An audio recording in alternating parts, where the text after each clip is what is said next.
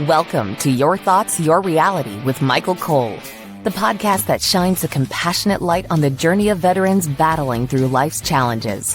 Michael is a dual elite certified neuroencoding specialist in coaching and keynote training presentations, dedicated to guiding military veterans as they navigate the intricate pathways of post-deployment life.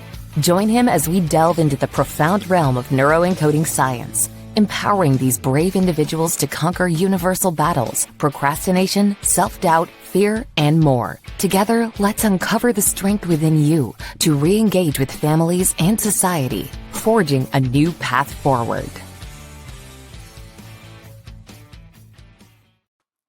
Well, hello, everybody. Yes, we're back on again, same day, a couple minutes later. We have amazing Laura Ollinger on here today, and Laura is an empowering coach and dedicated mother of 4 teenagers. She has been running her own coaching business for over 3 years, helping parents and teens thrive in their relationships. She's deeply passionate about personal growth, empowerment, and fostering healthy living practices for families. And I'm really excited to have this conversation today. Her expertise lies in improving communication, building trust, and creating meaningful connections between parents and their children. So super excited to have you on, Laura. Why don't you tell us just a little bit more about yourself? Sure. Thank you so much, Michael. So yes, mom of 4 teenagers. I've got 2 in high school, 2 in middle school. I'm in Austin, Texas. I've been here for 16 years, but originally from the Midwest, St. Louis, Missouri, and then went through Boston for a while. So I just am extremely passionate about helping parents and teenagers. It started several years ago. I was starting a new career and back in school. I got my master's in health and wellness education. And I also became a national board certified health and wellness coach. And around that time is when, unfortunately, very tragically, my nephew took his own life. And that was just this massive wake up call to me. It made me realize that it can happen to anybody. It can happen to any family, anywhere, anytime. It's just, obviously extremely just unexpected. And at that time, simultaneously, my oldest daughter was having a lot of anxiety at the time. And then, that happened and it quadrupled. And right. I just thought, originally my passion was to help stressed out moms. That was kind of my focus. And then when all these things happened, I realized, wait a second, I think my calling is really to help the teenagers too. And so that's when I kind of combined my approach and I decided I wanted to help both parents and teens. Yeah, that's absolutely fantastic. And I mean, when you look at it, obviously I'm a parent, I'm a grandparent now, all that fun stuff. Looking back, I mean, you're always questioning, right? As a parent, you try different things and those backfire and some things work and so on. So, I think what you're doing for families is just absolutely fantastic. So, I am so happy you're on the show. Thank you. So, Thank you. No, I'm excited to be here just because I know who your audience is. And I'm thinking, oh my gosh, I just am excited to share some things today, whatever, they're needing to hear. So yes, I'm totally excited to have this conversation. Fantastic. And anybody listening, feel free to pop comments on their questions if you have something, that we can talk about.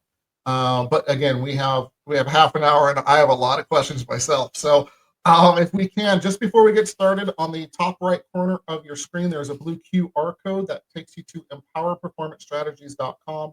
Again, empowerperformancestrategies.com. There are free ebooks for both families and veterans that I've written.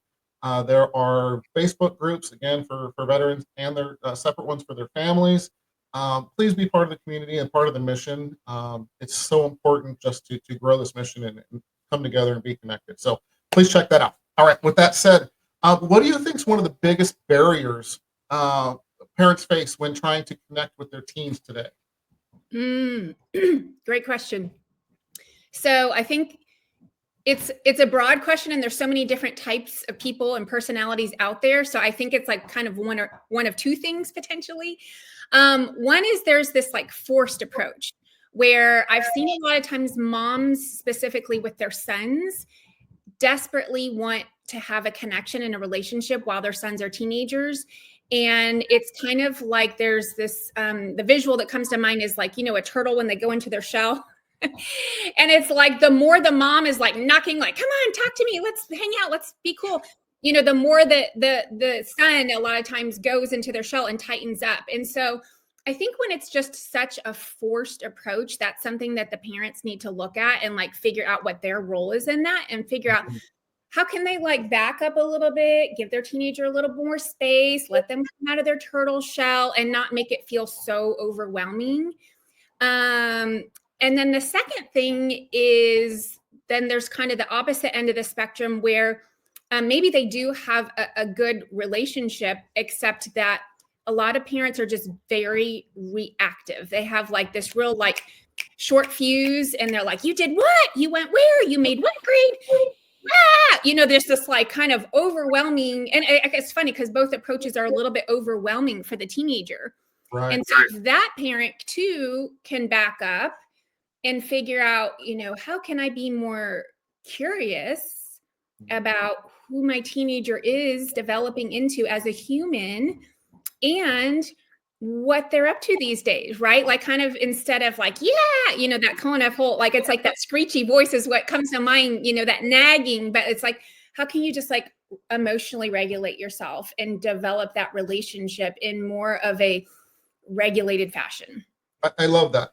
And, no one, I don't think anyone I know ever appreciates that, right? That in your face, it has to be walls down, good communication, and in a good headspace, I think, for everybody, for things to really have just great conversations. Can we talk about that a little bit? I think communication, you would agree, is probably one of the most important parts of it.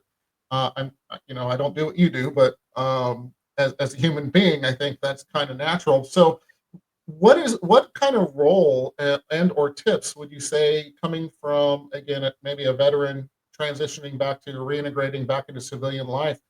There's always this honeymoon period, right? The patterns are the same. Stories are different. Patterns are pretty much always the same, I've found. And so there's a honeymoon period, and then life be life in, like Les Brown tells us.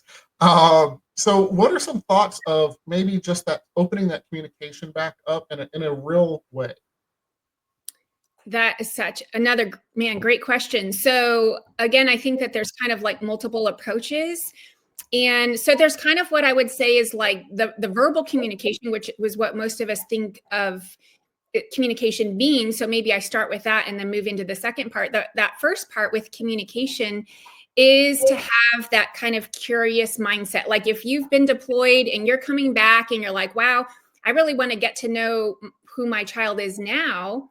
Right. It's kind of being curious. And it's not always, I think a lot of times people think it has to be these big things, big topics, like, and we start like kind of like battering our children with questions like, what do you like now? What are you into? What's your favorite movie? What's your favorite sport? Who's your favorite teacher? All these things. And it's like again, down a notch, and just like take it into little like smaller pieces, like bite-sized pieces. And just kind of keeping those questions really open-ended, especially with teenagers. There's the classic, how was your day? Fine. Right. Right. And so just kind of, first of all, learning that open-ended communication, it could be, what was the best part of your day today? What was the worst part of your day today? What was the funniest part of your day? Or, did you laugh or what was funny today? Kind of open-ended. And on the listening side, there's a couple pieces to listening, but that kind of empathetic listening, where if our child is having a big emotion about something, we really want to just validate that and say, oh, I can see why you're so mad that you got an F on your math test. That makes sense that you would be so upset about that. And we're not fixing it, right? We're just validating. We're kind of having empathy. Other big emotions. And kind of, we want to match them. If they're excited about something and they got an A, or they scored the goal or the touchdown or whatever, oh my gosh, that's amazing, right? Like we want to match that energy. And it's very disappointing when a child has like really good news and they're so excited and the parent's like, oh, that's great.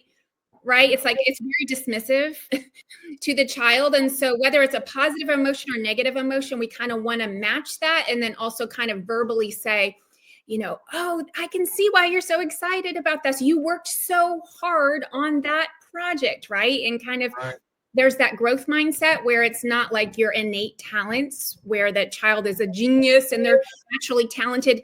We want to focus on like the work they put in, the effort, the concentration, the improvement, right? Because that's where, it actually starts to build their self-esteem when they hear a parent validating that.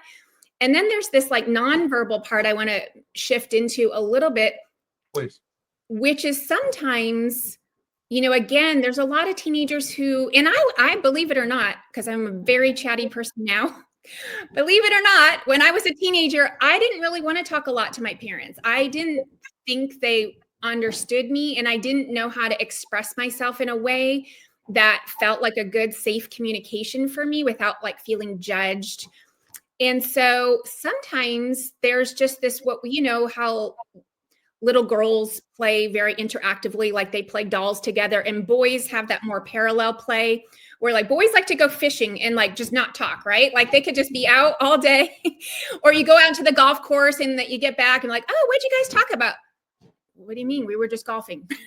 There's not a lot of coming, right? And so sometimes you need to match your child, whether it's a son or daughter, and whether you're a mom or a dad, with what feels right for them. And it's maybe they like to play video games. Maybe you sit down and you play a video game with them. Like instead of being mad, like stop playing video games. Hey, how does this video game work? Can you show me? Can I play with you? Right. And so there's a form of communication that's not always verbal communication, but it's more the being, right? There's just being with them and connecting with them. I think both of those are absolutely fantastic. So I'm just gonna say it, men, they don't want to be fixed. Yeah. Yeah. It's natural. Take a breath and just be present, Mhm. So I think that those are some really important things that you talked about with, it's not just verbal, different teenagers, kids, humans in general, they receive love in different ways, right? Right. Sometimes it's a hug. Sometimes it's saying you're proud of them. Sometimes it's just being involved for a minute or playing a video game, like you said, just so they feel the presence and that you're present for them and they're feeling seen. Would you say that's accurate? Oh, 100%, 100%. In fact, a lot of times there's Gary Chapman's book, The Five Love Languages. I'm not sure if you're familiar with the book, but it is the physical touch, the acts of service, gifts. And so there's 5 things. Well, on his website, there is a quiz for teenagers, and you can just take it for your teenager, or if your teenagers are very cooperative, they can take it themselves. And so that way you can actually find out what your teenager's love language is. And that's, like you're saying, another form of communication is not always verbal. It's these other things. But what the overall communication is that you love them, you're there for them, you're present for them. And that's what you're communicating through these different methods. That's fantastic. I know the book. I did not know about that test. So that's absolutely fantastic. Yeah. I mean, and that's it with anybody coaching or as a parent. I mean, we're coaches in a sense, right? Just, so just having these extra little tips and skills, I think is worth $1 billion. I mean, it's literally priceless to be able to go in and make it fun, right? If you can get your child to be honest and do the test, you're going to get a lot further than your perception doing it for them. Absolutely. Absolutely. Yeah. So, so let's talk a little more about communication and slowing it down, because I think nowadays human beings struggle with it. Period. Right? We're go. It's social media, doom scrolling. It's we're always so busy in our lives, and it's hard for a lot of people, unless they've done the work and know to slow down and be present for a minute, to do so. So when you give us some thoughts and tips on how to slow it down for both of you, so that you can have that real communication maybe and really connect. Yes. There's a bazillion ways, but what comes to mind is I was giving a parenting workshop one time, and this mom stood up and she said, it was at the end, and she said, I have a question. And she said, all the stuff I learned is great. All your communication stuff is great, but how can I implement it? Because I'm so stressed out with my job. She worked with teenagers. I don't know if she was a teacher or I think she was a teacher. And she said, but then I have to walk into my house at the end of the day and deal with all their stuff. Mhm. And I said, okay, so first we need to like emotionally regulate, and then we need to form the identity. So I said, even if you have to sit in your car for 5 minutes when you get home before you walk in the door, and you know that there's hungry teenagers inside or a hungry husband or whoever is waiting for you. And if you can take 5 minutes, and I had taught several, I'm certified in, I'm a heart math practitioner, which is a nonprofit organization to develop emotional regulation skills. And it uses the heart's intelligence, and it's just breathing. If you can just breathe, I mean, we could go through some breathing exercises, but if you can just breathe, slow it down. And then the next tip is that identity piece, which I'm sure you talk about a lot on your show, I imagine, which is, I said, who do you need to be in this moment, right? Who do you need to be when you walk in this door? And you know, I need to be calm. I need to be centered. I need to be present. I need to be mom, not teacher. And then just focus on that. And I think her children were very challenging children. And I said, okay, how can you rise to the occasion to be that mom for your kids in right now? And Right. she's like, oh, okay. And it made sense. It clicked to her. Right. And so sometimes it's just that slow it down, connect with your body, center yourself, feel grounded. You know, there's a bazillion, mindfulness tips these days, just on YouTube and everywhere. But then instead of focusing on what you don't want to do, like I don't want to scream, I don't want to yell, I don't want to be short-tempered, focus on what you do want to do and who you do need to be. I want to be calm. I want to be a relaxed mom and present with my children. Yeah. Those, so many golden nuggets in that. Just what you just said in that last 3 minutes or whatever it was. So it brought up something I want to add as well. Our friends Dave and Yvette Uloa with the Warriors and Queens, they work with husbands and wives, and so one of the things that they've talked about, they've been on the show multiple times, is have a transition period. So that 5 minutes, like you said, and that's what clicked. Let your spouse or whatever the case is, let them know that when I come home, I'm going to be out in the car for 5 minutes. I'm not, nothing's wrong. Everything's okay. I just need a couple of minutes of me time, so that everybody knows. And when that transition period can happen, when you're coming home from work or whatever the case may be, it really can change the game. Because then you, like Laura said, and I do want you to talk about some breathing exercises for a second. You really do just slow down, and when you're frantic and you walk into everybody feels the energy, like you're saying, right? So when you're going in there and you're going in that wrong headspace, it just starts creating chaos, and the whole house can spin out of control in a sense, Yeah. And then of course no one's being seen, and no one, all those beautiful things that can happen when someone's excited to see you. So can you just for a second maybe talk about that just a little bit more, and then I'd like to talk about the breathing exercises. Just maybe give one, just so listeners have that. I would love to. And as you were saying that, what came to mind is, parents are leaders, and a lot of times moms specifically, we don't identify. Like, I know I didn't identify myself as a leader until I was actually taking a leadership class in my master's program. And I'm like, wait a second, I lead 4 people every day, because it said, like, who do you lead? Who are you in charge of? I'm like, what? I never thought of myself. And if you can have the identity of I am the leader, and therefore leaders lead, and we are responsible for the environment in the home.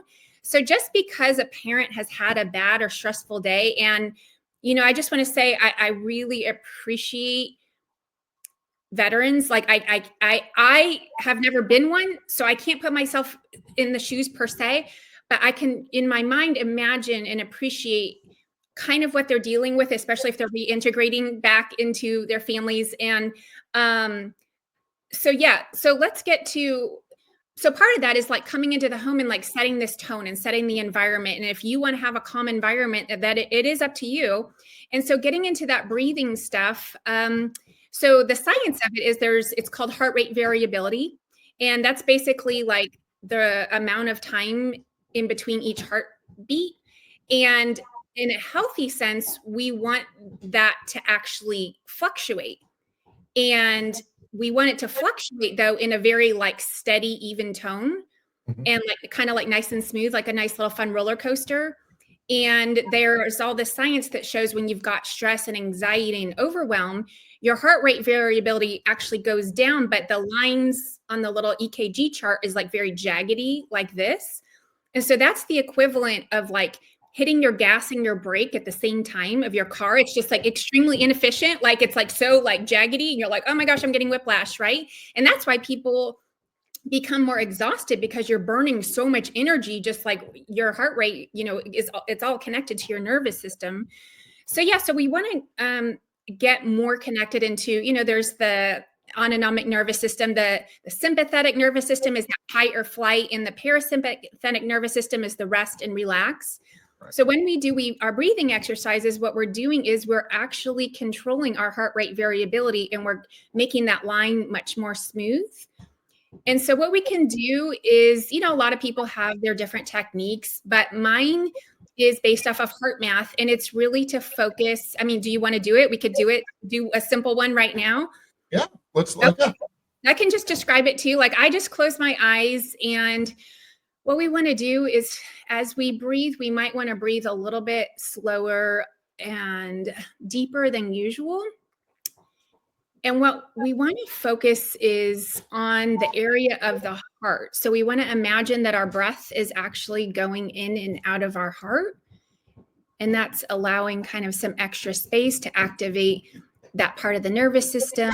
And what we can do is actually an attitude shift. So if we were coming into the house and we're feeling stressed and anxious, and we start to breathe through our heart, we can create an attitude shift. So if we want to focus on being more calm, all we're going to do is just think of the word calm and feel the calm in our body. Like you can actually generate an emotion in your body artificially, and then it becomes real. If you imagine, like, what does calm feel like in your body? And suddenly, like, as I'm saying this, I'm like, oh, like I can feel my body getting a little more calm. I can feel kind of like my arms and legs getting a little more calm, and continuing on just focusing on that breath in and out through the heart. And when we feel truly calm and connected with that new attitude shift that we want to have, then we can open our eyes and be ready to go. I need 2 more minutes. I'm just joking. Yeah. No, very rushed version. Ideally, that would be much longer. Yes. No, seriously. That was fantastic. It really was. I've not done that where literally like you just did it, where you think of the word calm and so forth. That was fantastic. Thank you. Yes, you're very welcome. Yeah. And it could be any attitude you want, right? Like if we're going from this emotion, we just choose what we want. And it's like, if I were to tell you right now, guess what? You just won the lottery, you got $1 million. Your body would instantly be excited, right? Like that is how quickly you can change an emotion. And really you can pick whatever attitude or emotion you want to generate in your body. And yes, sometimes it might feel a little forced and it feels a little contrived at first, but you can get yourself there, right? With just a little more breathing. If you imagine it and you can feel it in your nervous system, then you can become it. Yeah. Fantastic, truly. And let me just add, if I can, the more you do an exercise like this, the more you build the muscle. Like you don't go into a gym and come out looking like Arnold Schwarzenegger with one try. Right. The more you work these exercises, the easier they get and the more effective they're going to be as well.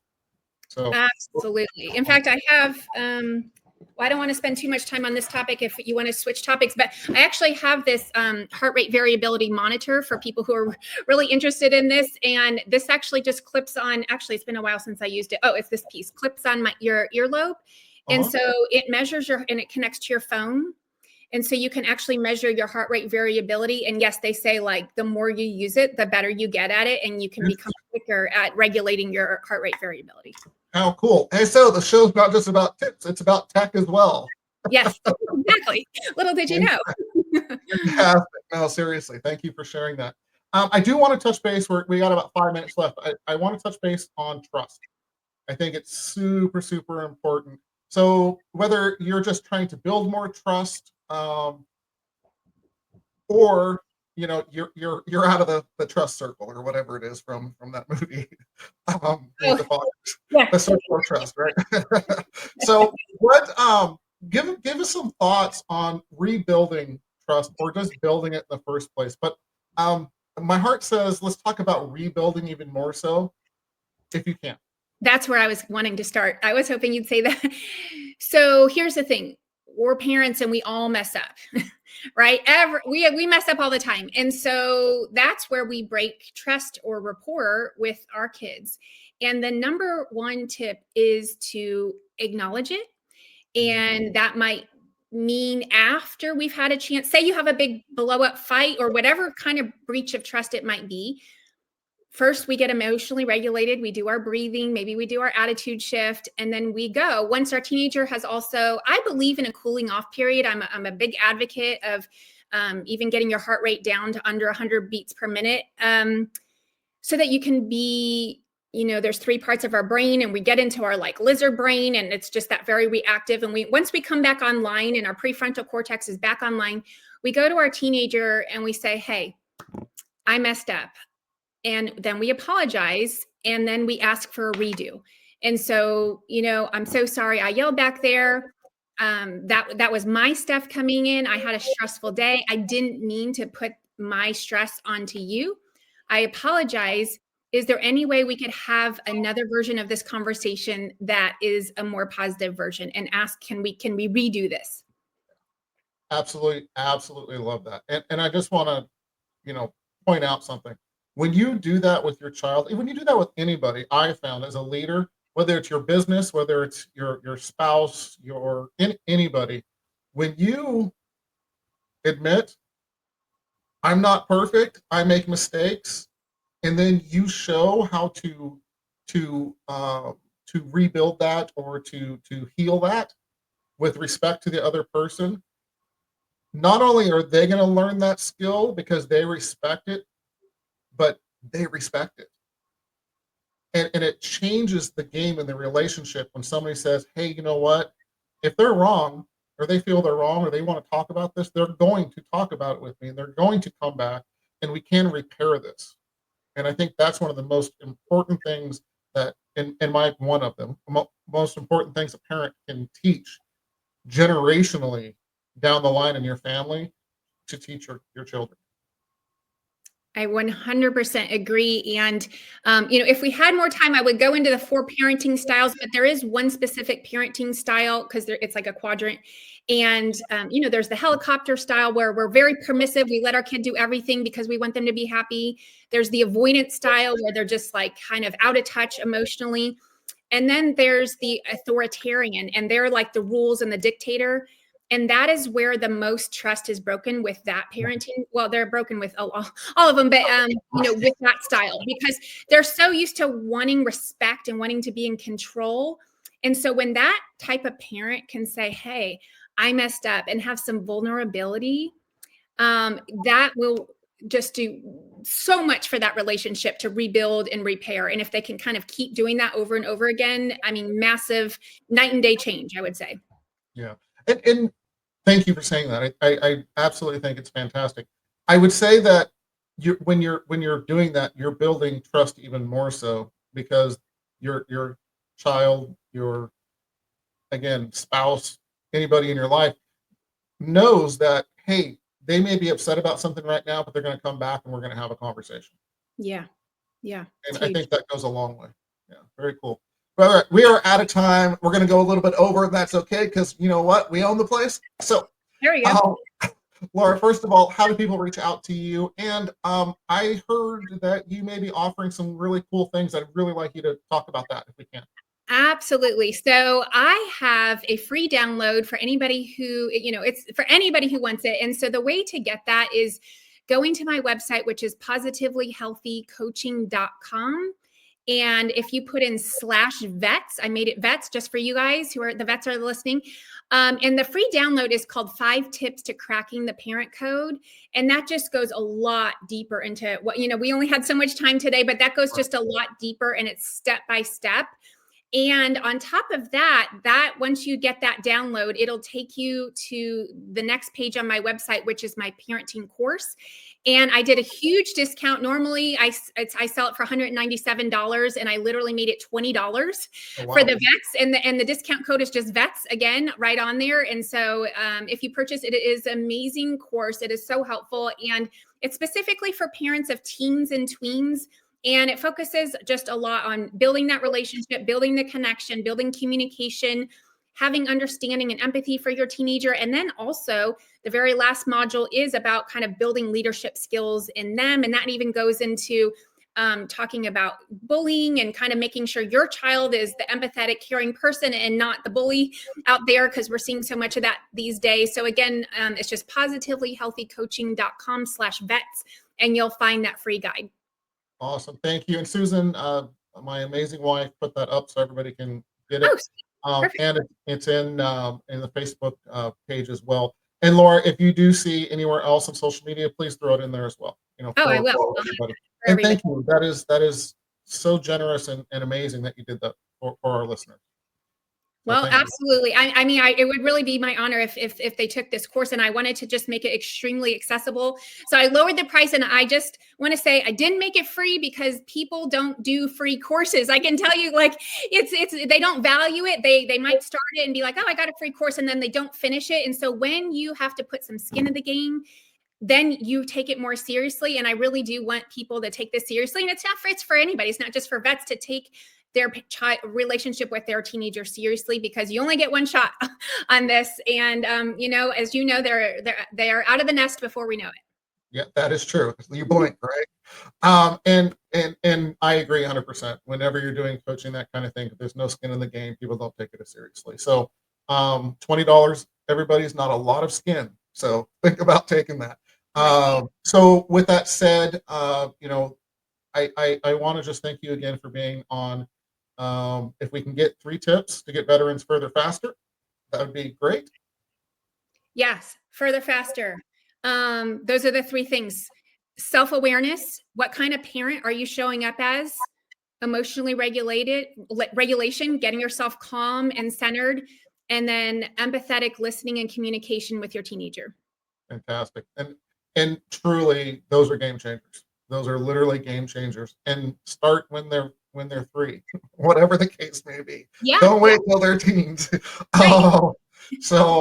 Anyway, I just wanted again to thank you for being on the show. Time is the most precious resource we have. We do not get it back as human beings. Thank you for spending some of your life and time with us. It is greatly appreciated to spread these resources for our mission. Thank you, Michael, so much. I really appreciate being here. Absolutely. And we'll definitely have you back on. We have 4 pillars to go through, 4 styles of parenting to go through. Right. So. Yeah, you could spend a whole nother show on all those things. Yes. Excellent. All right, everybody. On that note, we're out of here. Bye, guys. Thank you for joining us on another insightful journey of Your Thoughts, Your Reality podcast with your host, Michael Cole. We hope the conversation sparked some thoughts that resonate with you. To dive deeper into empowering your thoughts and enhancing your reality, visit empowerperformancestrategies.com. Remember, your thoughts shape your reality, so make them count. Until next time, stay inspired and keep creating the reality you desire. Catch you on the next episode.